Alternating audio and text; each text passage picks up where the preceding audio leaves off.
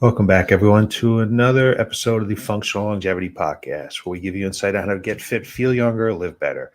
I'm your host, Chris Borda, best-selling author and owner of Y.E.S Fitness. Let me first thank you for taking time from your busy day to listen to what I have to say.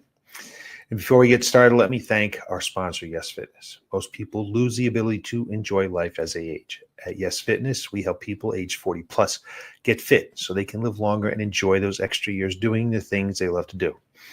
Some quick housekeeping here. If you would like to get a transcript or timestamp of today's broadcast, head on over to yesfitnessct.com.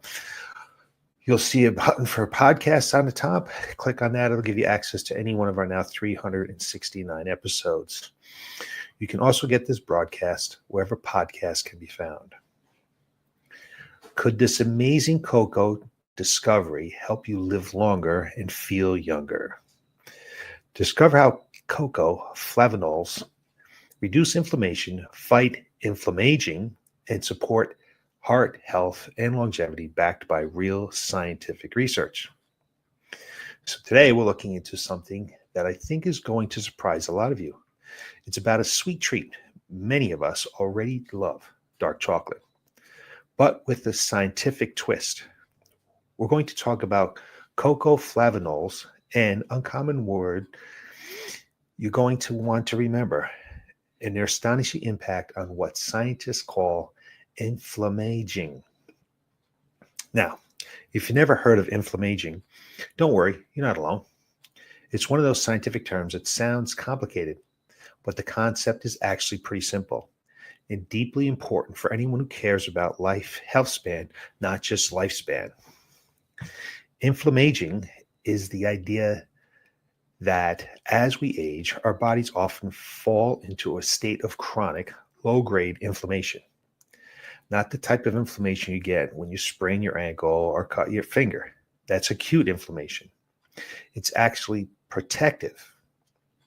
Inflammaging is a smoldering, persistent kind of inflammation that doesn't shut off. It quietly damages tissue, sets the stage for cardiovascular disease, diabetes, and even dementia.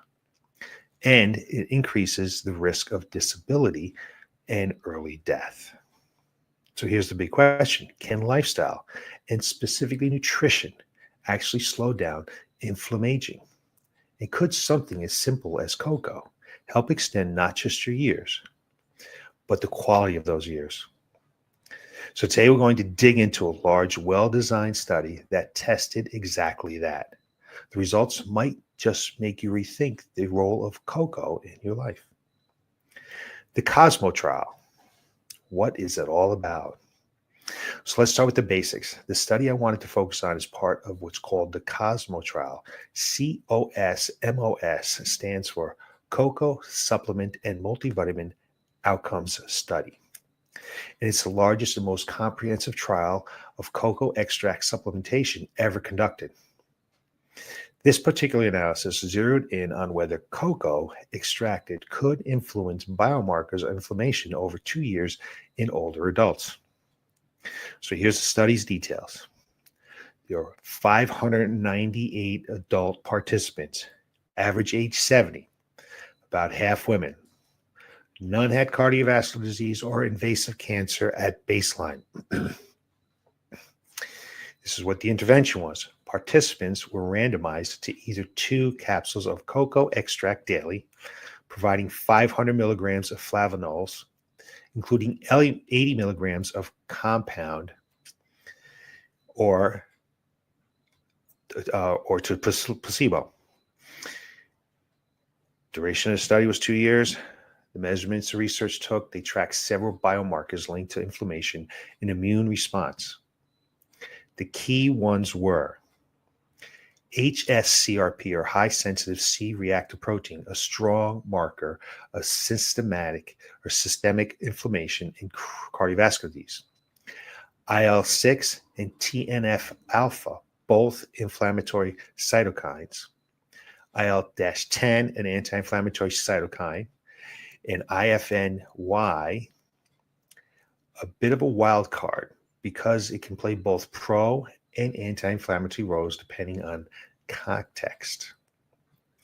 So this was a serious, controlled, long-term investigation into whether cocoa flavanols could actually shift the inflammatory profile of older adults. So let's take a look at it. Here's what they found. And this is where things get really fascinating. First, HSCRP. In this placebo group, HSCRP levels rose steadily, about 5.5 per year. That's consistent with what we'd expect in aging adults. But in the cocoa group, the HSCRP actually decreased by 3.3% per year. That difference, an 8.4 yearly change between groups, was statistically significant. Over 2 years, the HSCRP increased by plus 0.51 milligrams per liter in the placebo group, while in the cocoa group, it essentially didn't change. The cocoa group's average was minus 0.002 milligrams per liter, practically flat. And here's the kicker. In people who started the study with high levels of inflammation, that's HSCRP of 10 milligrams per liter or higher, the effect was dramatic. Cocoa supplementation led to nearly 38% yearly reduction in HSCRP. That's not a subtle tweak. That's a profound shift. Second, INFY. The placebo group saw a yearly decline of about 2.7%. The cocoa group, an increase of 3.9% per year. That's a 6.8% difference. The meaning of this is less clear because INF-Y can cut both ways. It sometimes promotes inflammation, other times regulates it. But the fact that cocoa influenced it at all suggests that modulating immune pathways in a meaningful way. The third, the IL-6, the IL-10, and the TNF-alpha. Overall, no significant changes. But in subgroups analysis, interesting patterns popped up. Among women, cocoa was associated with nearly a 6% yearly decline in IL-6. Among men, oddly, it went up by about 6.6%. In people with diabetes, cocoa reduced IL-6 by almost 14% per year. That's important because IL-6 is a powerful driver in inflammation and cardiovascular risk. Okay, so what we've got, numbers and biomarkers and all this stuff, what does this mean for real-world health? First, HSCRP is not just an abstract lab value. Multiple meta-analyses have shown that reductions in HSCRP of this magnitude can translate into 7 to 23% lower risk of cardiovascular disease. And in fact, in the broader COSMO trial, cocoa extract supplementation was linked to a 27% reduction in cardiovascular disease. That's huge. Think about nearly 1/3 fewer cardiovascular deaths in people taking cocoa extract. Now, to be clear, cocoa flavonoids are not a miracle cure. They're not replacing exercise. They're not undoing the damage of smoking a poor diet. They're not the only answer to inflammaging. But they are a low-risk, evidence-based tool that could help shift the balance in favor of better long-term health. So what's the big picture here? What else did Cosmo found? The Cosmos trial didn't stop at inflammation. Over the past few years, results have trickled out across multiple health domains. So in cardiovascular disease or cardiovascular events, cocoa didn't significantly reduce total cardiovascular events overall, but there was a clear 27% reduction in cardiovascular mortality. In inherent participants, there was also a modest 15% reduction in total events. For cognitive function, sorry, chocoholics, cocoa did not prevent cognitive decline. Multiple sub-studies found no effect on global cognition, memory, or dementia risk. As far as diabetes goes, no reduction in type 2 diabetes risk over 3.5 years. Blood pressure. Well, cocoa didn't help people who already had high blood pressure, but it seemed to protect against those with normal blood pressure, reducing their risk of developing hypertension by about 24%. Atrial fibrillation, about 25% lower risk of atrial fibrillation, which is impressive because very few nutritional interventions have shown any impact here. Eye health, there was no clear benefit for macular degeneration. So the picture is nuanced. Cocoa flavonoids aren't a magic bullet, but they do seem to have specific measurable effects on inflammation, cardiovascular mortality, and atrial fibrillation risks. What's our practical takeaway from this? Should you eat more chocolate? This is the part most people really want to know. Should you just start eating more chocolate to get these health benefits?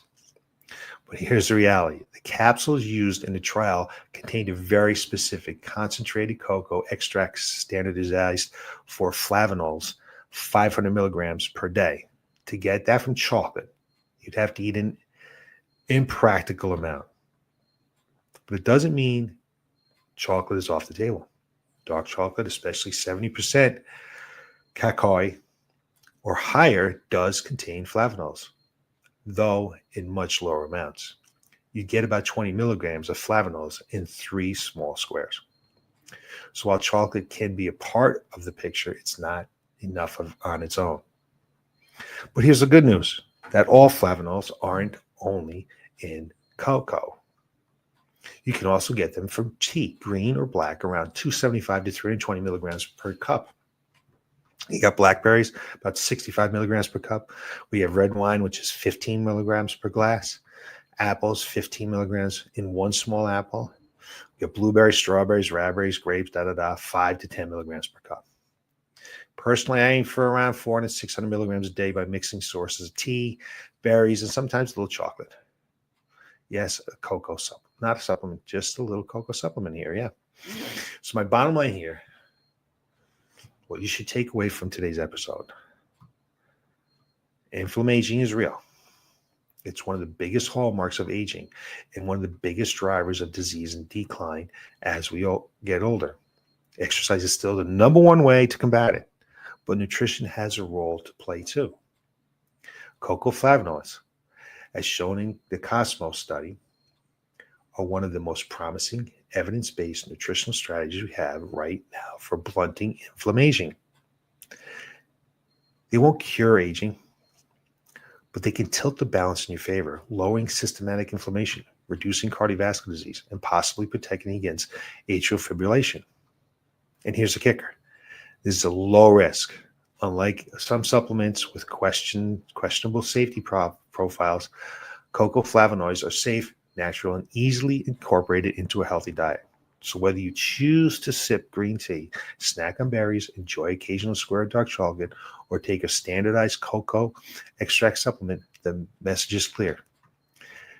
These small daily choices can add up. Make deposits in the longevity bank. They can shape how you age, how you feel, and maybe even how long you live.